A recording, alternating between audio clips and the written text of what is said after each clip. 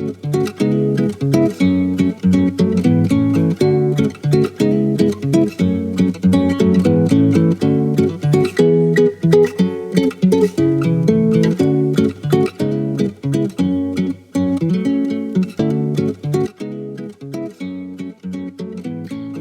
morning, it's Charlene Sinjenko. Welcome to Gather for Her. We are so excited for you to join us this morning. We're so excited for our conversation.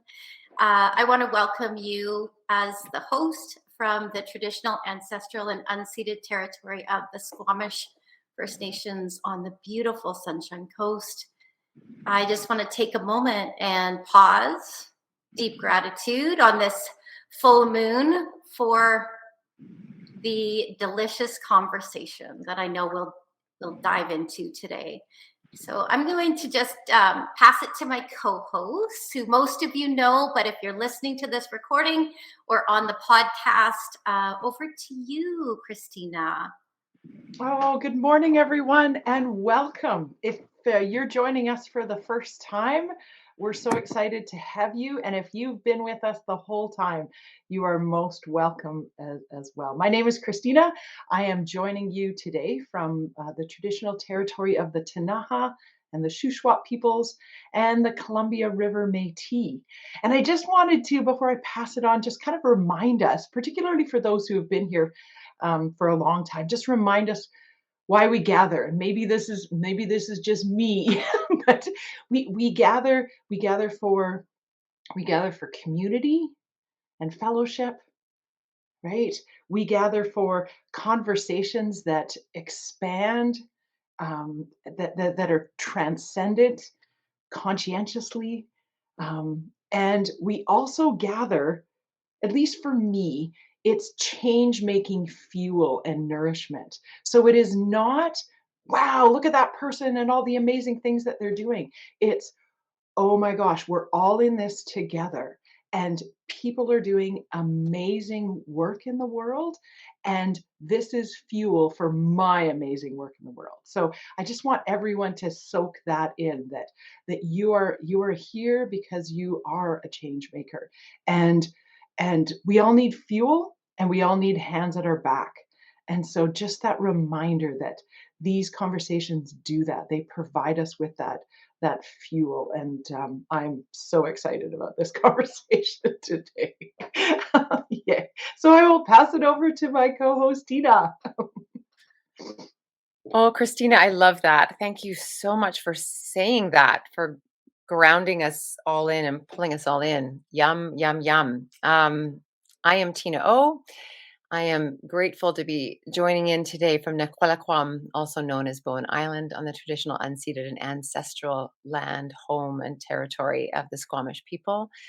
I am a story person, and I am grateful that my story is part of this story, part of our story in this moment today. And I'm grateful to be here with you. And I will pass over to you, Miss Sharon.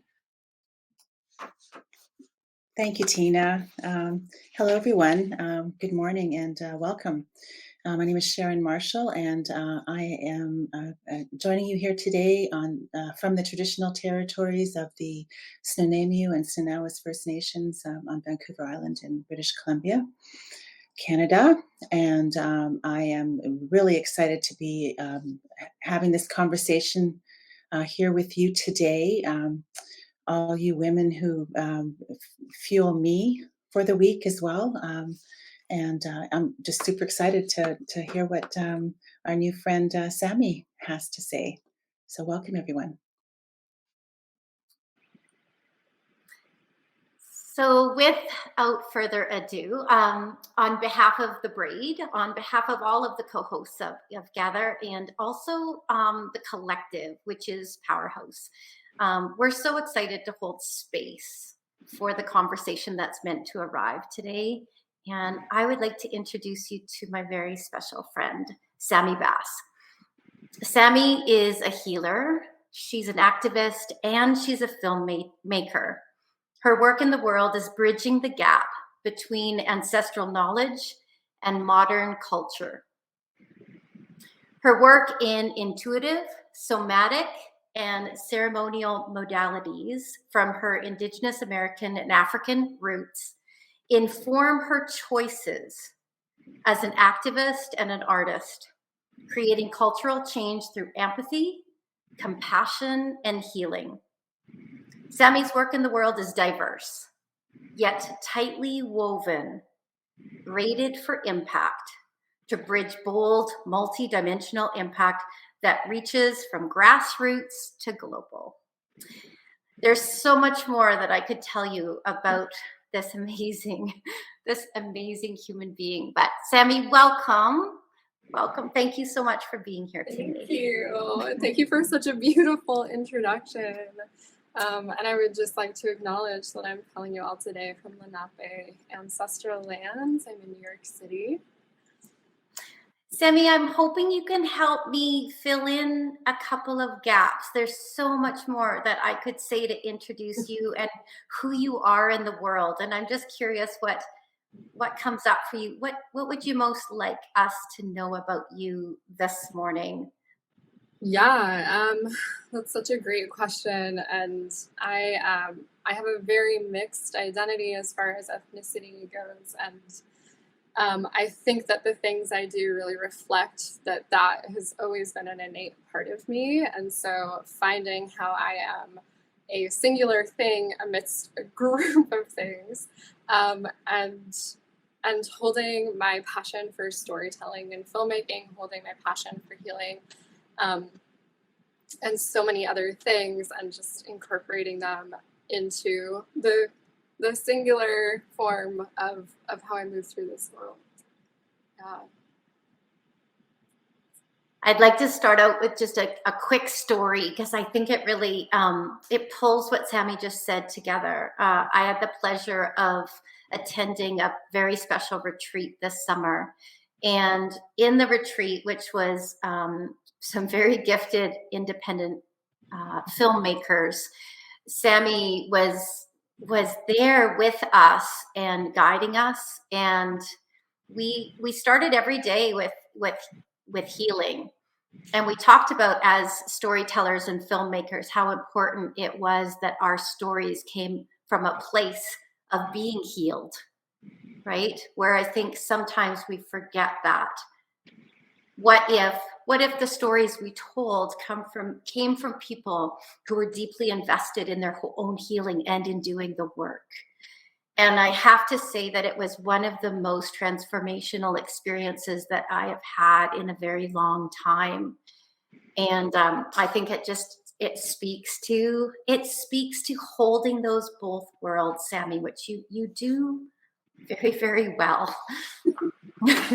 Thank you. I appreciate that. And I think that they're not mutually exclusive, right? And I grew up watching movies as such an escape. I grew up in Manhattan, and so my concept of the world outside of a very dense city was through the fantastical and imaginative worlds created for me by movies. And I think we see ourselves in movies. We see ourselves reflected in storytelling. And so to exclude healing and to exclude culture and tradition from that and behave as though they're two separate things is to really kind of diminish the value and impact that movies have, regardless of whether we infuse them with that or not. So we can tell stories that don't have that true texture and meaning, or we can start to combine both and have, the full human spectrum and experience of the stories we're telling. So before we jump into my first official question, I wanted to just pause and just, I'd love the co-host, I'd love you to just, what's coming up for you this morning? What's arising from this conversation already? I'll jump in. As you were talking, Sharon, Sammy was talking, I was thinking about how, a colonized leadership separates the personal from the professional. And as we decolonize leadership, it's really interconnecting those, right? That it is, it's not the personal and the professional. There's an interwoven relationship, co-created relationship. And And that has to come from a place of healing, right? If it's going to be connected to change making and system shifting. And so that's what's coming up for me right now. So thank you. As you're saying that, the word wisdom keeps popping into my mind. And it's like, when we ask for wisdom, we don't look for someone who has one specific answer to a question. And we even hear this in like our very colonized and like very masculine approach to success. It's like, diversify your portfolio, get into a different, it's like we understand collectively that wisdom is a very, like Shar, to use your word, as you say, braided and very communal thing. But then we're like taught to really like segment and put in boxes, a lot of different facets of our lives.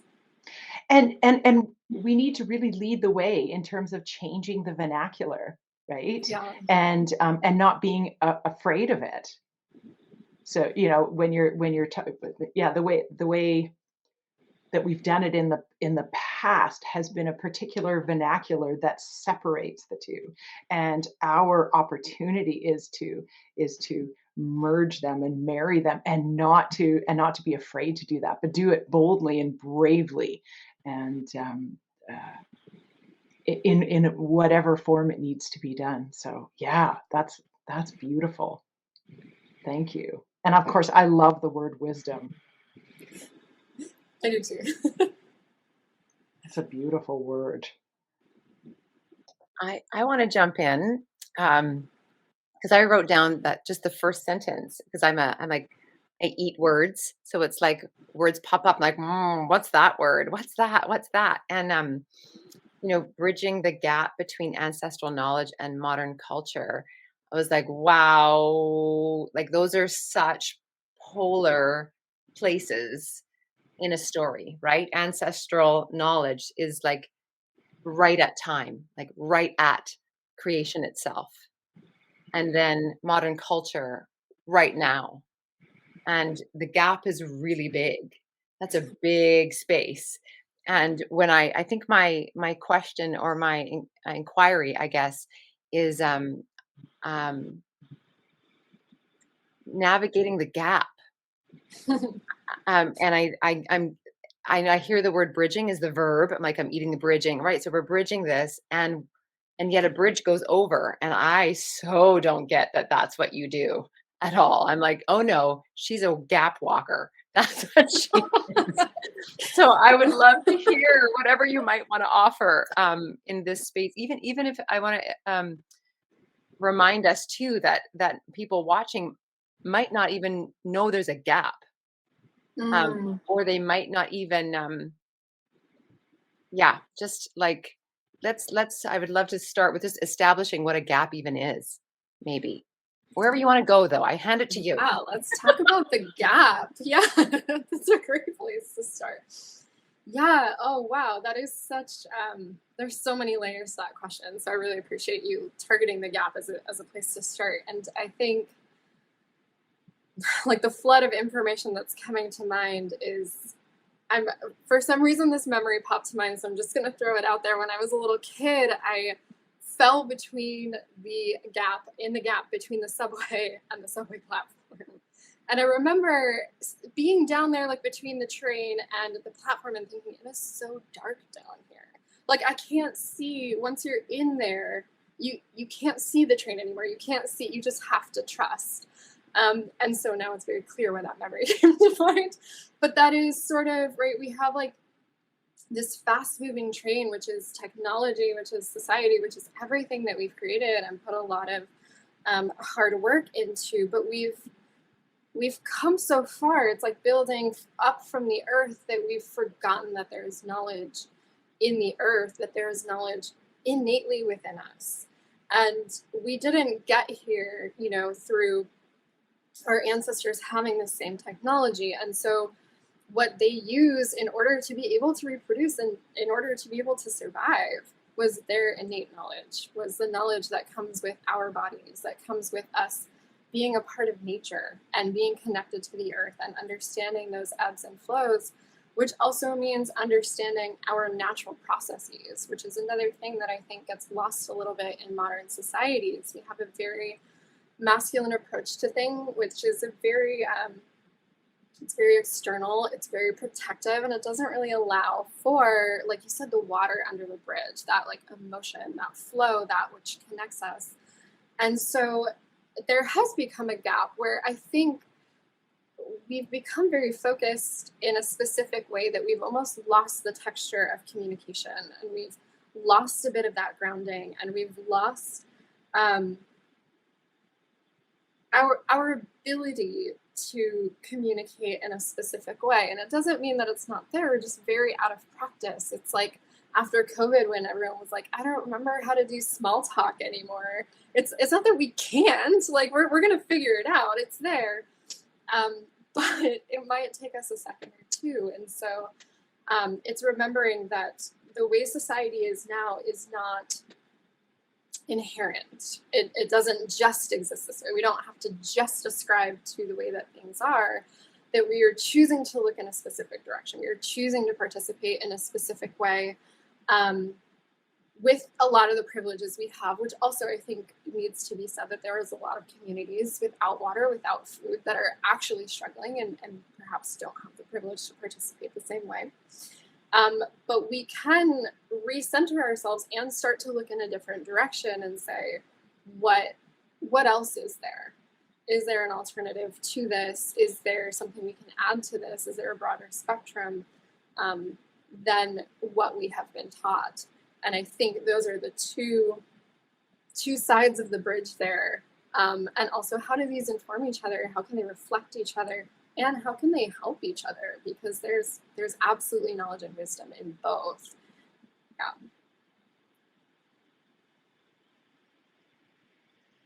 I have. Boom. Yeah, over to you, Sharon. I just want to say message received. Over to you, Sharon. Sami, I'm just curious.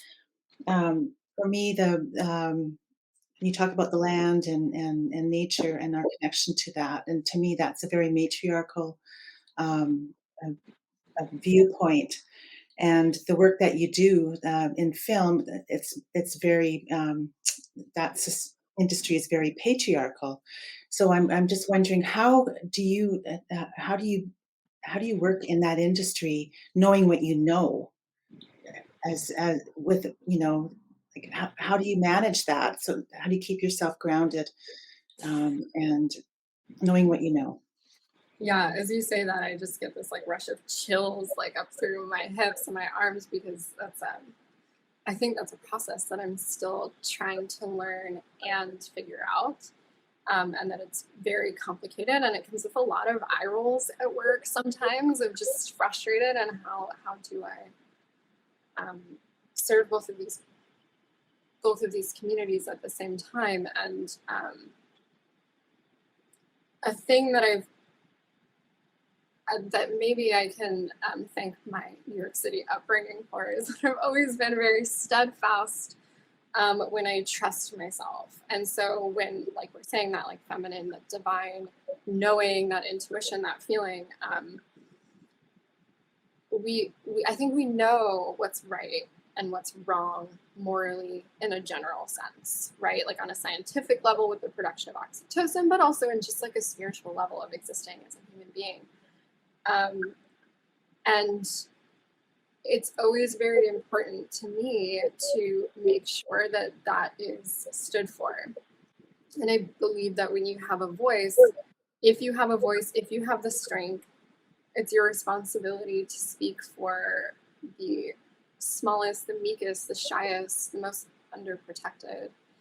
And so it comes with a lot of conflict. I mean, I've found it much easier as a producer and serving in that role, because I do have the opportunity to say, no, we're not going to do that. We're not going to behave that way. We're not going to treat people this way. But there are absolutely times when I feel completely overrun by the people around me, and I have to I have to center, and sometimes it means walking outside and taking a deep breath and saying, what is the alternative approach? Sometimes it means leaving a job because it's just not right. And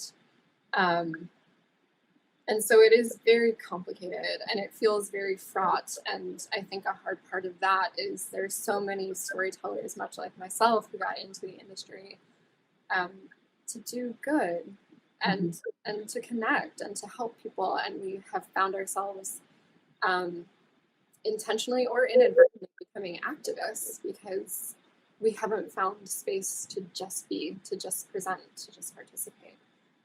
And so I think that we're still slowly navigating that. And I think for me, it's knowing that all of the choices I make are things I can go home with and things that I can sleep with, regardless of how complicated that feels in the moment.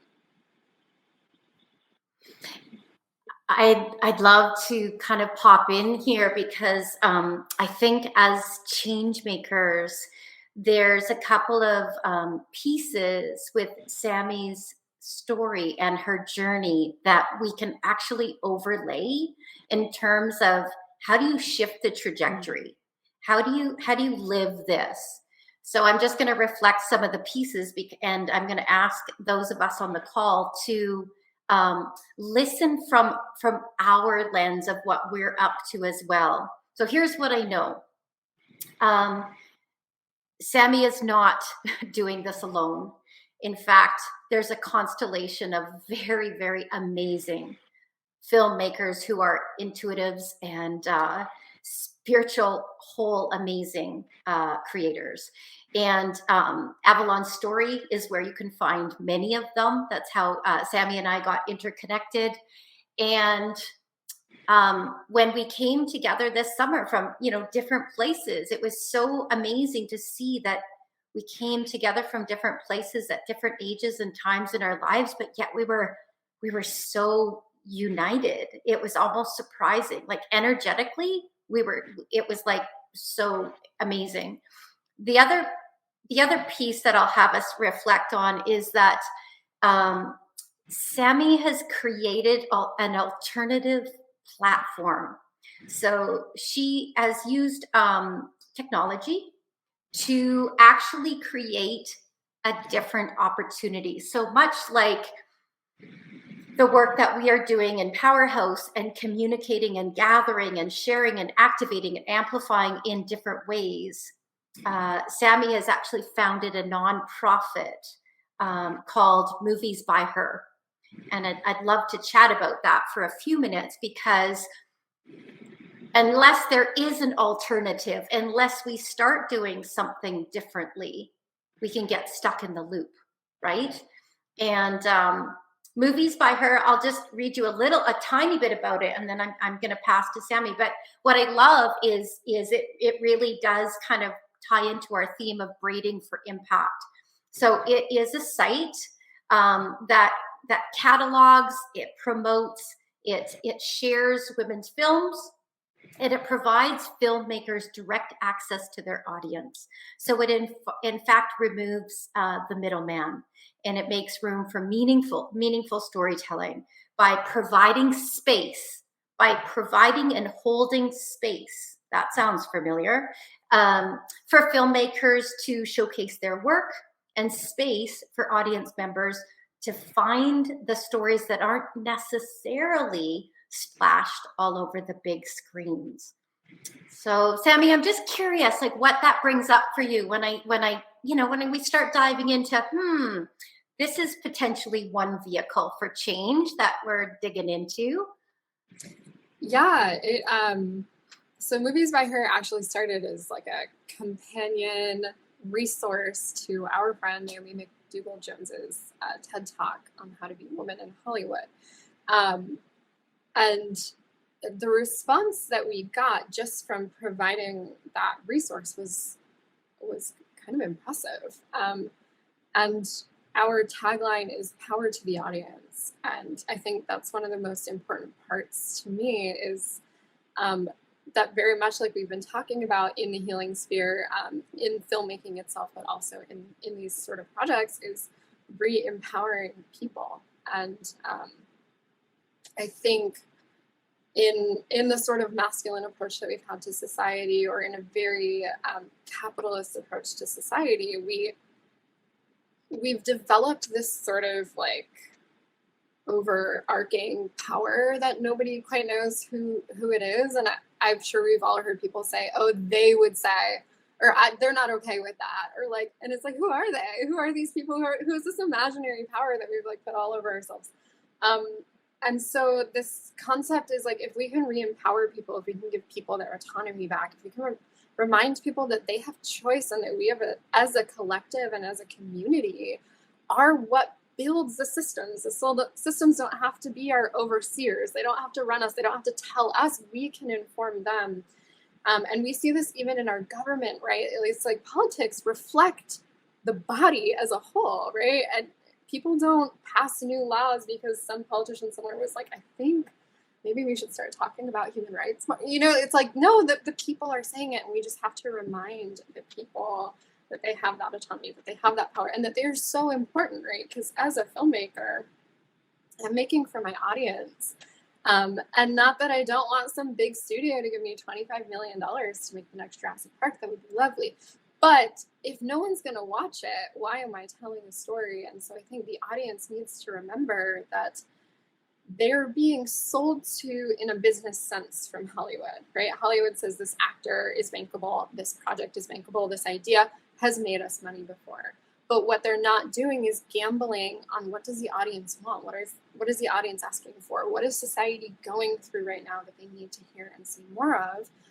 And so our concept is to show audiences, it's not just the previews and the trailers that you're seeing, you know, on billboards when you drive down the highway, or on YouTube when you're trying to watch a video. These options are actually out there, and there's filmmakers actually making these things for you. And filmmakers also want to be in touch with you. You know, they want to hear from you. They want to know how you're reacting, how things are landing, what you want to see more of. And that you're spending money, so really you're propping this business up. And let's remind you that you have that kind of power. Yeah. I'm not sure what I'm going to say here, but I can feel the impulse, so I'm just going to go. In this place of the gap, my noticing is that independent film doesn't exist anymore. It literally is just film now. And whereas there used to be these two, and not to say that on paper and on, follow the money, that there isn't two camps, with a big gap in the middle. But in terms of voices in the marketplace, it's like the independent thing is now, as you said, is an option. And there's, what I'm curious about is what you're noticing around, am I curious about this? No, I'm just going to name this, that sometimes there's an edge in, like, as in when that independent voice pops and starts to become, wait a minute, the people are talking, it can come with an edge.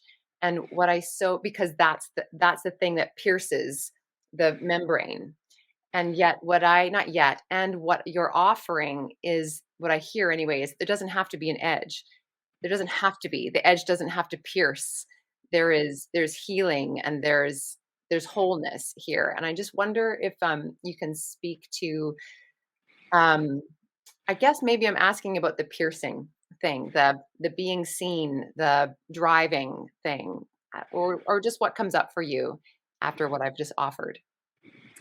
Yeah, as you're describing that, I'm seeing it as like an inflammation to an injury, right? Is like when we're like constantly doing this thing, and like the injury can't heal, you have to wait for the inflammation to go down so that the healing can happen.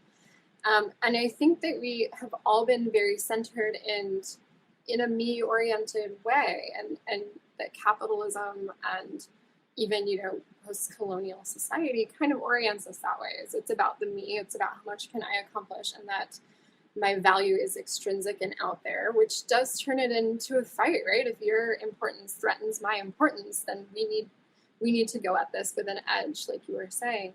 But I think if we can drop that, if we can find our value intrinsically, if we can remember that we're worthy of love just by existing, we have the opportunity to find our importance in community, and to find our importance in so many different ways than what we've been taught. And so it relaxes this inflammation. Like we can take a deep breath. And these are the moments when, we as women see other women's success as our success. Or we as minorities see other minority success as our success, right? Because our communities are growing, our communities are discovering, our communities are paving pathways. And it's not just about the me, it's about the collective. I really love you giving us a visual for inflammation.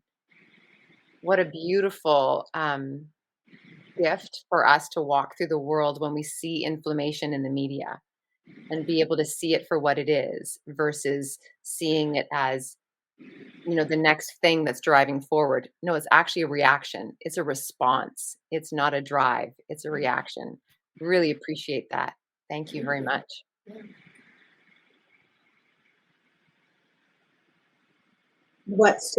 So I So, go ahead. I just Sharon. wanted to say what stood out for me was when you said, if your importance threatens my importance. Like I've never heard it. I know what we've said that in different ways, but just the way you said that just stood out for me. And it's like, wow, yeah. When your importance threatens my importance, then we have to duke it out or something. We have to come to some kind of a decision. Yeah. Which is a very scary way to live if our importance and our worthiness is projected somewhere else and we have to constantly achieve and compete in order to feel it.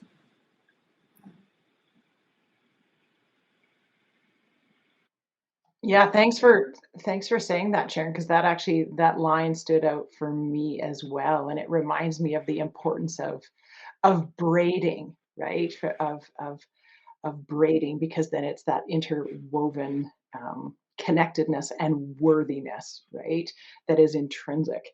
So one of the things, though, that I'm going to take us in a bit of a different direction, and I'm going to use Tina's word edge, but I'm going to use it differently because one of the questions that was coming up for me, particularly in this conversation, one of the things about systems is systems exist in patterns, and it's just patterns of behaviors, patterns of ways of doing things. And when we shift systems, we're shifting patterns, which forces the rest of the system to respond to this pattern shift. And normally systems want the status quo. So it'll find a way to let's eliminate the disruptor, right, and go back to status quo. Right? Because that's a place of comfort.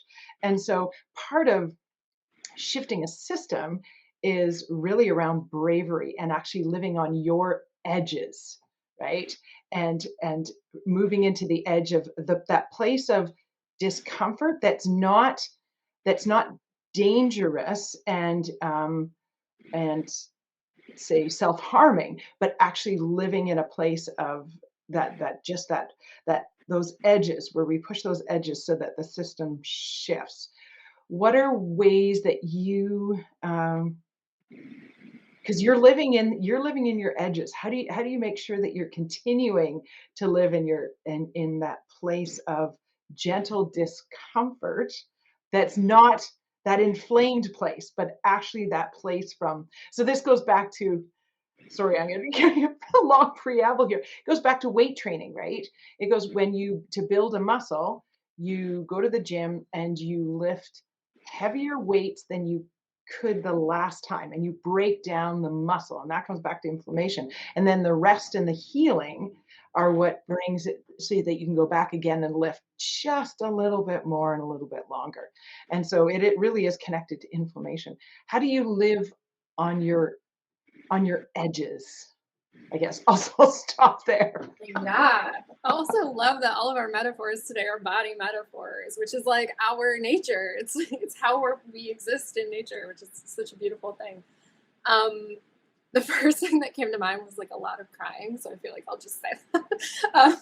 There's a lot of tears that happen in this process, and I feel like that's a thing that people don't normally cover, is activists go home and cry, because it's hard, and I think a thing that people don't talk about a lot is grief, and we are creatures of comfort and creatures of safety. We are very vulnerable. We exist with a very thin skin. we get killed by bears and other animals throughout history. We're vulnerable beings. And so existing in that comfort is nature. Like it's what we want. And shedding that, pushing out of that also comes with grief and the space for that grief. And that's where I think that's like that repair of the muscle, the rebuilding, the healing, is a lot of it is making sure I come home and meditate, making sure I come home and take care of me. Because we have to shed things we've held on to and things we've held dear. And this happens a lot in life generally. Like if you move out of your home that you grew up in, whether you were with your parents or whatever, you're leaving a comfort zone. And so kids get depressed when they go to college or when they start work or whatever. So whenever we move a comfort zone, we grieve what we had a little bit. And I think building an innate sense of inner trust is integral, right? Because like we were saying before, when the opinions are out there, when the how-to is out there, when everything is outside of yourself, doing these things feels crazy because they're not telling you to do it. They're not telling you how to do it. They're not going to. So coming back to a sense of inner trust, of inner knowing, and that's where that return to nature, the ancestors, those kind of roots become so important because they can drive that forward. And so it's a fine balance of remembering that you are part of the collective, take care of you, that your collective is built in a sense of trust and mutual understanding, and that you can reach back to your ancestors through meditation and healing or whatever. You can reach to your current ancestors, which are your community and the people around you, and trusting in that.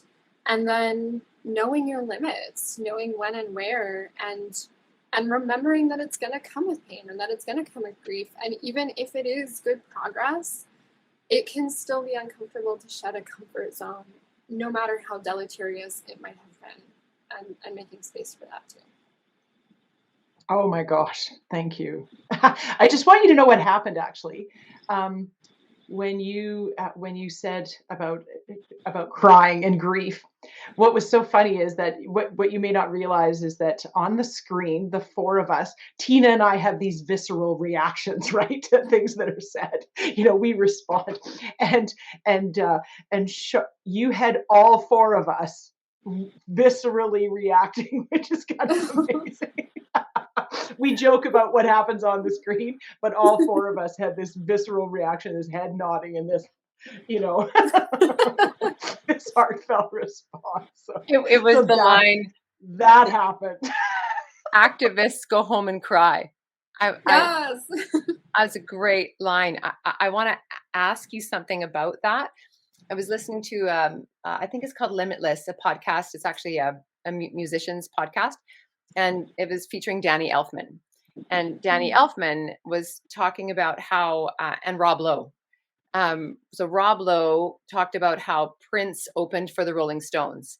And when Prince opened for the Rolling Stones, he literally had garbage thrown at him and booed off the stage. When Danny Elfman had the Chili Peppers open for Oingo Boingo, this is back in the 80s, knowing my age, and they were literally also booed off the stage.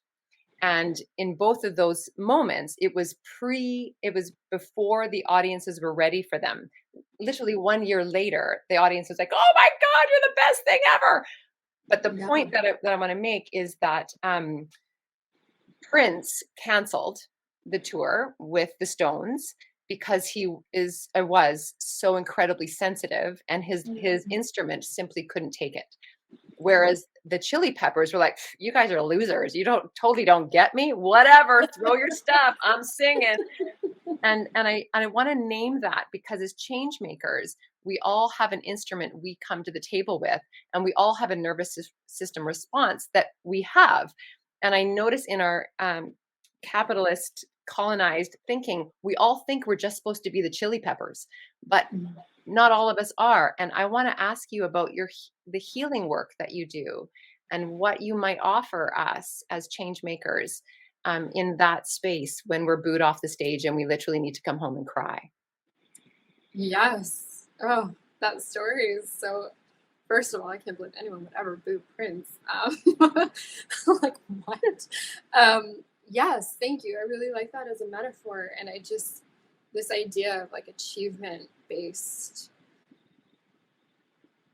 achievement-based society that we live in, right, is like we see the victory pose, but we don't see the process necessarily. So we've seen the Red Hot Chili Peppers and Prince, and we're like, they're so successful, but like we haven't seen the through line all the way.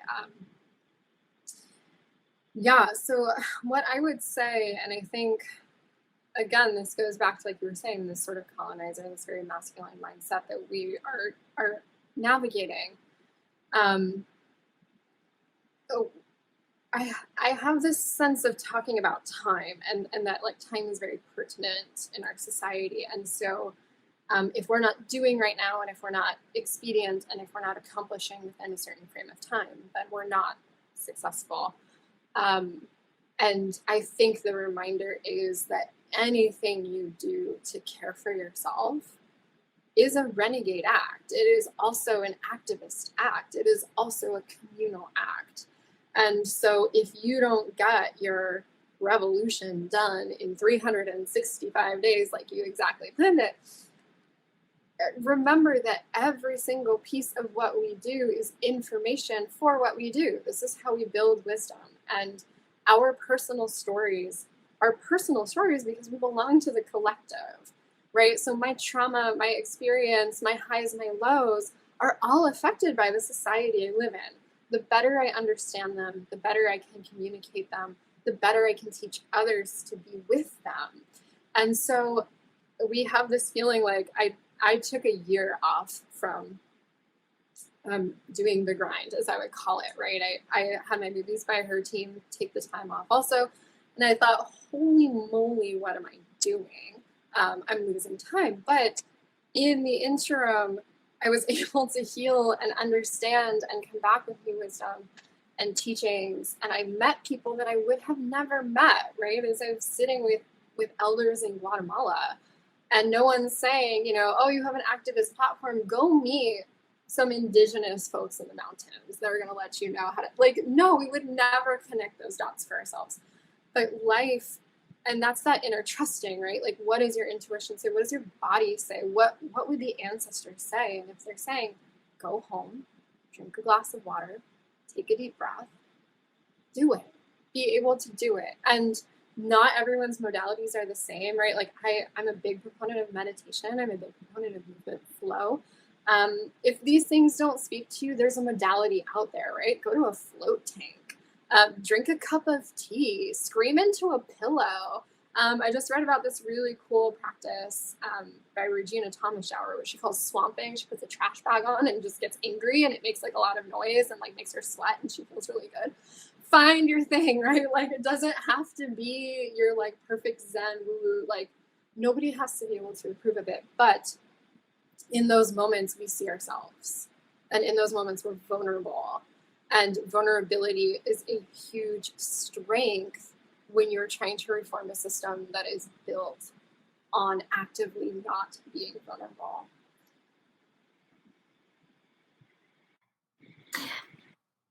I would love to ask you to share, Sammy. You just touched on some of your traveling and your journey. I know you've got some incredible stories with some incredible elders, and I'm curious what comes up for you when you think about some of the ceremonial wisdom that you've, like, what's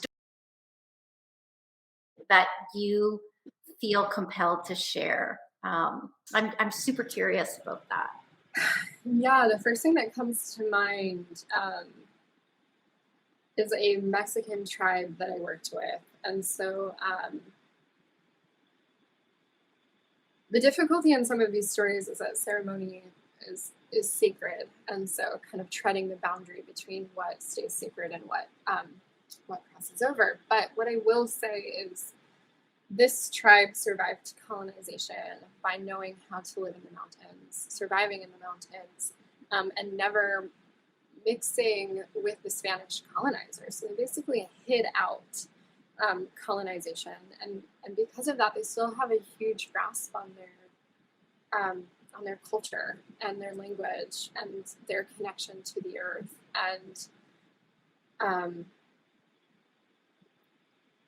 And the concept of acceptance that came from working with this tribe was even mind-blowing to me, even after all of this work that I've done and all of this writing and reading. It was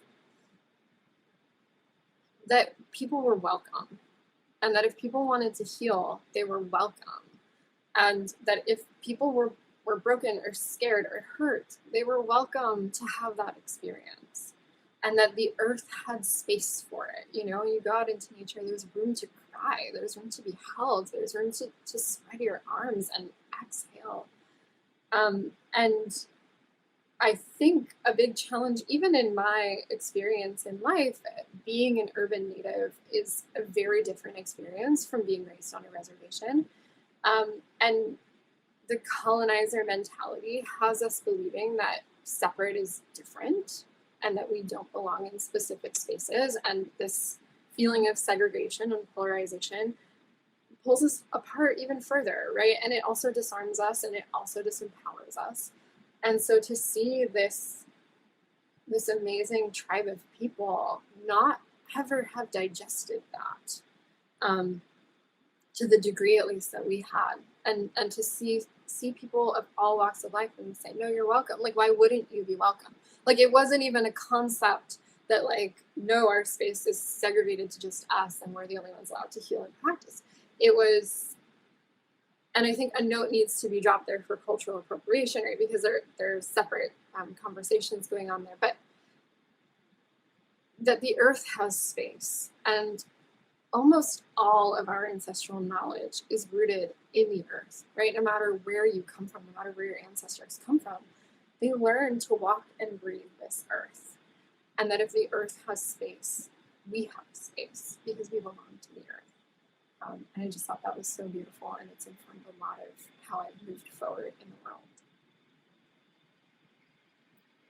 Thank you. I'm going to pass to Sharon, and just I'm curious what comes up for you hearing that story or adding to it from your own lens. Sharon, I'm curious what comes up for you. Thanks, Shar, and thank you, Sammy.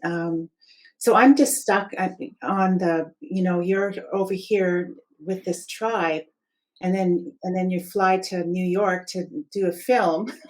It's like, it's just the two different worlds, and just how do you weave those together?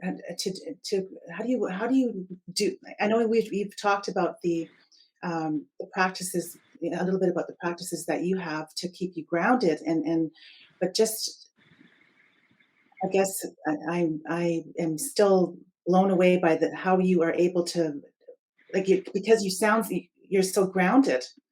Like, to me, that's like an otherworldly experience, and I don't know if I think I'd still be floating somewhere, Yeah.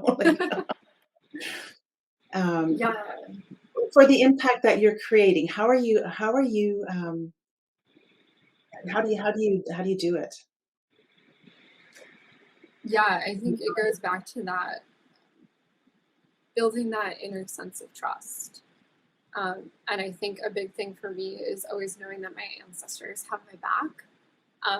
And that bond became especially formed for me because I no longer have a family here on earth. And so knowing that I have a family, even spiritually, is extremely grounding. And maybe, one of the benefits of my experience is learning that I have to trust myself a little bit faster, and learning that I have to trust the earth and that beyond me a little bit sooner than maybe someone else might have. And so remembering that in that, I will be shown. And I know that sounds a little, like, flippant is a word that comes to mind, but it doesn't, I don't mean to be dismissive in that way, but I do have a very strong sense of trust in myself that when I show up somewhere to do something, I will know And I'll know what's right or wrong. I'll know if I'm in the right place or not. My body will feel it. And that if I feel resolute in the things that I bring from like these ancestors or these traditions, the more I've decolonized my mind, the easier it's been to walk into the space and say, I don't believe that. This is how I believe I should behave and treat and be. And I might not change my mind. I might be steadfast with that belief. Yeah. So it's a tricky balance. Yeah. And it's returning to self and returning to self-trust a lot. Thank you for that. And I guess just another thought was, because of your gifting, your innate trust in yourself and Mother Earth. Some people might think, well, your purpose in life would be something more along the lines of an earthly position, like maybe teaching Reiki, or I don't know, something, certainly not filmmaking, because it's so on the other spectrum. Has it ever crossed your mind when you were first starting out that that was not what was meant for you, or was it just firm that you knew that you had a voice and you needed to do this? And yeah, I've gone back and forth on that too, especially because the idea of doing something like that and living in the mountains or on the beach somewhere sounds lovely a lot. But I think that this incarnation of self, where I chose to be multi-ethnic in a world that was struggling to accept ethnic identities, and that I was born in Midtown Manhattan and spent a lot of my life in Lower Manhattan, that's not an accident, and that the challenges of learning to be Native and learning to be Black and hold these things at the same time and in this space is a gift, and that it's something that I can really speak from with all of my being, and not just from reading a book, but from growing up and having to learn it firsthand and having to be in it and having to participate. And I think there's space in these sort of personal and spiritual and healing revolutions for every role. And I think it's important to me not to neglect the fact that somebody has to walk the line, because I've worked with a lot of clients in New York City, and they want science-based and they want proof-based, and that is something I can offer. That's a culture I've grown up in. I know how to communicate from the earth through the science to the people, and I think that bridge is essential, because I also know a lot of these people will not go to the lake in Guatemala. They won't go to the mountains in Peru. It's not a bridge that they'll cross. But if I can be sort of like the ferry between both worlds, then it's an honor to take that on. thank you. I want to circle back as we close, because in the question that I asked earlier about the bridge, and I asked us to go into the gap, because I don't think you're a bridge walker. I said, I think she's a gap steward or whatever, right? And this last piece that you offered, when you said communicating from the earth to the science, and you said, I can do that. Like, I can do that. I can offer that information. I was like, oh, the information is the bridge. Mm-hmm. The information is the bridge. And we as the activists, or we as the change makers, swim or ferry, we do things in the gap.